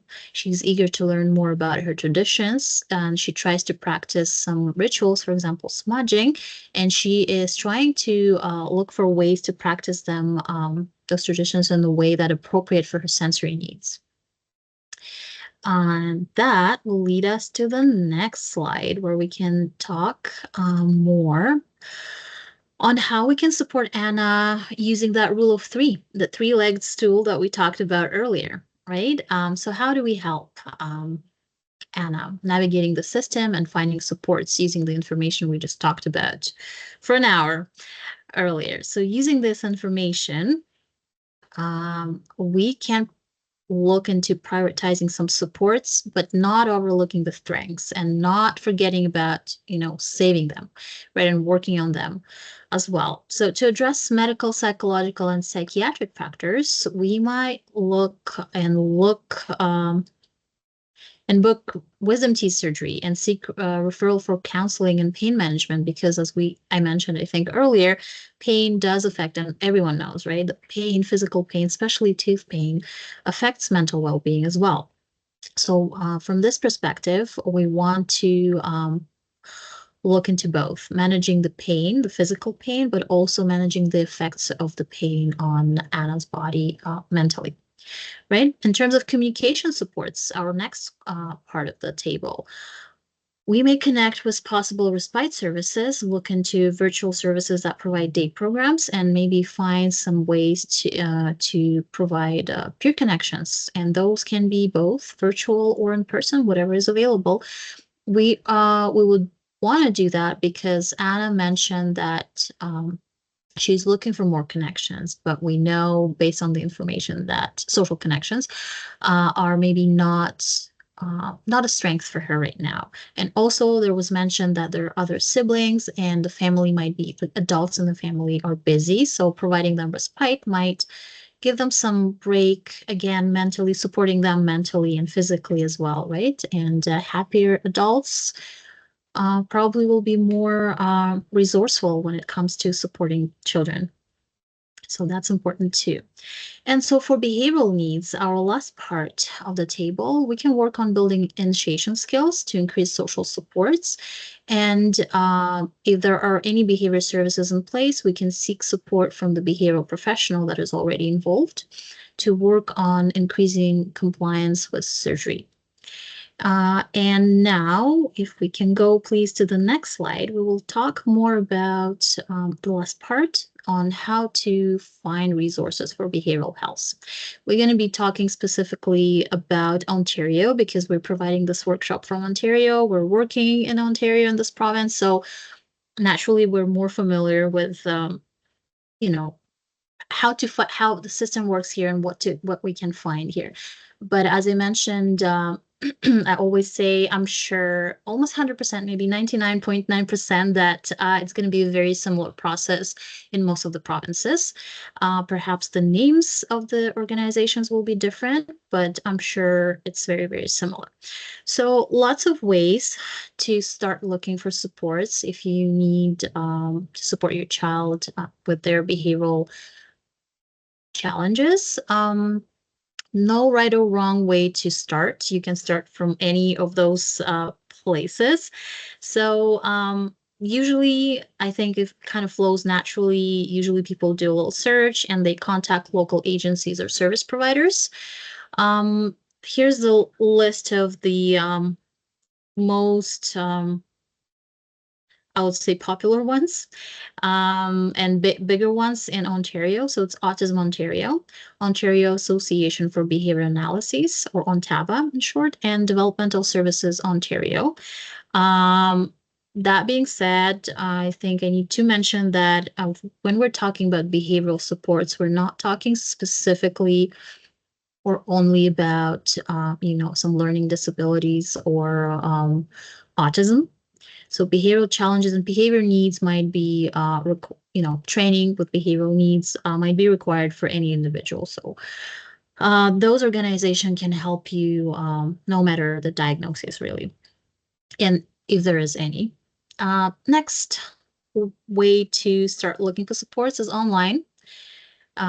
We love that. We can Google almost anything these days. So again, Ontario Association for Behavioral Analyses, or ONTABA, they have quite a few very good, places to start. They have a list of licensed behavioral analysts in Ontario.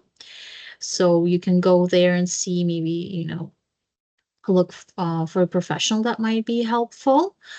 They also have usually updated information on, some lectures, workshops. Some of them are for free. Most of them, I think, are for free. So that can be very helpful, not just for professionals, but for caregivers as well. OAP, or Ontario Autism Program, that is when it comes specifically to support needs of individuals on the spectrum or autistic individuals. To get some support from OAP, typically the individual or the child should have a diagnosis and have a registration with OAP. However, to start this process, if you feel like you want to, just go to their website. There's a link there provided. Go to their website and they have a very good and clear instruction on how to start the process. And they have a list of requirements and the services that they can provide. Another thing to talk to mention when we talk about OAP is that, let's say your child does have official diagnoses and you already started the process and you got registered with OAP. You might be waiting for the funding. Unfortunately, that takes quite some time. But if you have the OAP number already, that might open some doors, at least again, in some of the organizations like I think Ontario Autism or local agencies, they might be able to provide caregivers with some free workshops. So while you're waiting for the funding to maybe pay for the services, you can, at least for yourself, go through those workshops and learn more on how, again, ABA works too, right? And sometimes they also are able to provide some social groups for individuals who are registered with OAP. Sometimes, at least before COVID, for sure, they were for free. I don't know 100% how it works now. Worth to try though. Next, very obvious one, consult with a healthcare provider. So if you have a family doctor or any physician that you have access to, if you'd like, you can go and maybe have a conversation with that healthcare provider. They can help you navigate as well because they usually have lots of resources, especially for children. Schools and educational institution, that's another one. It's important to remember, at least in Ontario, most of the boards, they have, sorry, they have their own in-house ABA providers. So people who can professionally support behavioral challenges or behavior needs, I should say. So in cases, for example, if your child if you see that you're able to manage behaviors maybe within the home environment, but you know for sure that something is off at school and school environment, maybe that would be a good time to have a conversation with school staff and request and ask if they're able to engage their ABA professionals. Last but not least, the government resources. The Ontario Ministry of Children, Community and Social Services, good start as well, because they usually have a bunch of information on lots of services. So if you're interested, go there, use those resources. They might be helpful. And yeah, I think that's it for this part for me. Oh, well, I just clicked on one, so here's an example. Oh my goodness. That's funny. Anyway, so you guys probably couldn't see that, but I just took myself out of the presentation. So Anna, strategies for Anna. Let's take a look at what strategies we can start to begin to apply for Anna.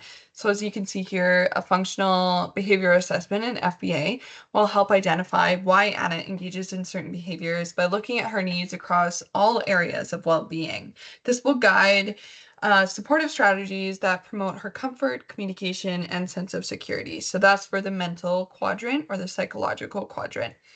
Next, for physical, we can encourage water intake and nutrient-rich foods that support hormonal imbalance. So Anna had mentioned, or it was in her description, that Anna did have and was experiencing a hormonal imbalance, which affected her physically. So we can create a consistent bedtime routine that can support her overall hormonal regulation. We can engage in low impact movement like walking or yoga to help with circulation and stress reduction. And we can use a visual tracker to monitor patterns. This will help providers adjust support as needed. So that visual tracker is quite important too, not just for our children, but also for ourselves, because we can keep track of where they are. We can keep track of how they're doing, what symptoms they might be experiencing, what behaviors they might be exhibiting. We can keep this and write it down so that we are equipped next time we talk to a professional, and we can get like a full picture for them. Because I know when I sit down in a doctor's office, all of a sudden I have no idea what I'm there for. So I think it's important to definitely keep track. We can engage with the local friendship center to connect Anna with her culture. We can explore online materials for language resources. We could definitely spend that time outdoors to help her feel grounded. We can help her develop personal rituals like quiet reflection time or gratitude to practice supporting balance and peace. And we can reinforce her strengths and empower her unique perspectives. That's really important. Definitely keep an eye out for, what she's good at, right? So we can help encourage her that way. For emotional, we can offer safe sensory outlets. We can provide calming strategies like deep pressure, fidget tools, or quiet spaces when she's feeling overwhelmed. We can integrate the 7 grandfather teachings to help her understand emotions in a strengths-based way, and like what can be expected and how we can move through life in a good way, right? We can create that low pressure opportunity for social interaction that will align with her comfort level and interests, and we can offer alternative ways to express herself. So she definitely likes drawing, she likes music, she likes, a creative outlets, right? So how can we give her an outlet to help her express what might be going on with her, right? So, supporting Anna really requires that holistic approach that considers her well being across multiple aspects of her life. These strategies are designed to address her needs through a balance of behavioral, physical, emotional, and cultural support. By integrating individualized practices, there's that individual word again, we can range from functional behavioral assessments to sensory regulation and cultural connection, which will create a safe and empowering environment that fosters her growth and her well-being. The goal of these strategies are to get Anna feeling better, feeling happier, feeling healthier, right? And it would be a safe bet that emotional regulation, which was the target here, will come easier for Anna if these strategies are implemented. On that note, every child is born with unique strengths, wisdom, and purpose. Children are at the center of everything that we do. They have a very special place in our hearts. Instead of viewing differences as deficits, we can recognize and nurture each child's gifts. With caregiving, there is a role to help children grow into strengths by providing opportunities that align with their natural abilities and interests.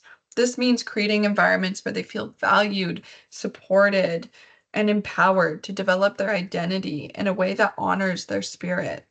A key takeaway is to shift our perspectives and acknowledge that there are things that we can do to form better behaviors by amplifying strengths. Helping children see their abilities as gifts can contribute to their families and communities. So, reminders. We cannot get children or control children to do anything. It's very hard. Can you imagine? Like, I know you guys are probably in your homes asking your child to clean up and they're refusing, and it's hard, right? But we can control to how we respond to the behaviors and how we respond, right? So that's really important. And that's what we have within ourselves, is that control for ourselves. Sometimes behavior can be a normal part of growing up. I know Karina mentioned to acknowledge their age, to acknowledge their abilities. So sometimes that's what it is. If you do feel like it's something more, definitely look into those professional supports that we recommended. But sometimes that's all it is. Sometimes, we'll grow out of it. And there's no perfect parent. Repeat it with me now, y'all. There's no perfect parent. All you can do is your best, which is enough. It takes a village. So find help where you need it. Talk to friends, talk to family, look into community building opportunities, connect with elders, reach out to your child's teacher or counselor, visit a family resource center, or talk to a professional. Part of doing your best is to take care of yourself too. But Thank you. Well, it was a lot of talking, a lot of information. Hopefully, at least some of it was helpful. I'm sure it was. Even for me as a person working in the field already, I found this presentation very, very helpful and informative. So let's try and summarize what we talked about today. I'm going to try to be very quick with it. So first and foremost, behavior is communication. This is something that is very important to remember, right? There is another quote I really like. I unfortunately don't remember who said that, but I love it ever since I heard it. Kids do well when they can. So, and I love it so much because it's very true. So behavior is communication, and all behavior has a meaning. It's a way for individuals to express their needs, emotions, and experiences, especially when communication through words is difficult. So by approaching behaviors with curiosity rather than judgment, we can better understand and respond to messages being conveyed. Especially as adults, right? We have more experience and more tools, more access to better access to tools. So that's another thing to remember. Next part we talked about really the wheel and practice. Both BPS model and the medicine wheel can work together to provide holistic support for understanding why behavior occurred. The medicine wheel works to expand the perspective by integrating spiritual well-being and balance. Each quadrant offers insight into potential influences of behavior, and by using the medicine wheel as a guide, we can assess which areas of a person's life may be out of balance and tailor support that fosters the well-being, individualized support.